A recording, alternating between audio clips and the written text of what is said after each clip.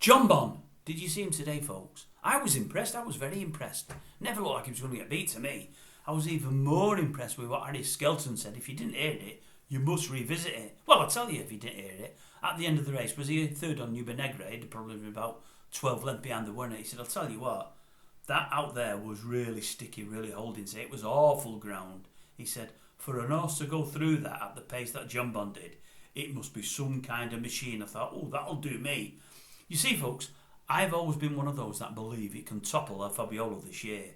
Most won't have it. Most think, oh no, it's a one-horse race. But I'm not so sure. For me, there's only once in his career that JONBON's jumped particularly badly throughout virtually the whole race. And that was in the meet-up last year. Was it in the Arkle? I think it was. And it got beaten rightly, so it jumped poorly. He doesn't normally jump that badly. He normally takes lengths out of other horses at fences, and he does it with ease. That was his bad race, and he got found out for it. But what I look at it, things, when I look at JONBON and El Fabiolo, I always think JONBON might jump the fence not particularly greatly, but I never feel it's going to come down.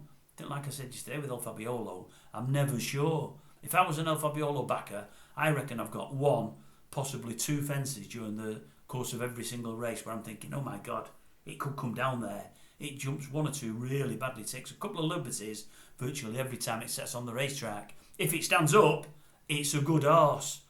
But there'll be a time or two, I think, in its career that it won't stand up. It does take a liberty it should not take. So for me, if they meet at the festival, and I think they will, I'll be on the side of JONBON. Let's see if it can get his revenge. I think it might. I do, honestly. I do. And with the other Mullins one out of it now for at least 12 months and probably 2 when it comes back, it's looking like a 2-horse race. It really is the Queen Mother. So, JONBON for me. What do you think, folks? Was you impressed today? Was you not? It did look a little tired over last, but then again, so did every horse in the race. And let's face it, if the ground was as bad as Skelton said, it had a right to be tired. And lastly, that's the last thing, how can I forget this? It's an awful thing to say this, it really is. I didn't realise so late last night that De Boinville was on it and not Coleman. For me, De Boinville's a much, much better jockey. And nothing against old Aidan there. I like Aidan, he seems a nice fella, but if they're going for a really, really big race, I want De Boinville on that over Coleman. I don't think it'll happen that way, but if I'm a punter, that's who I'm looking at. If De Boinville gets at Queen Mother on the back of JONBON, I'll fancy it even stronger. With Coleman, I'm not so sure. I don't think he can match it with Townend. I think De Boinville probably can.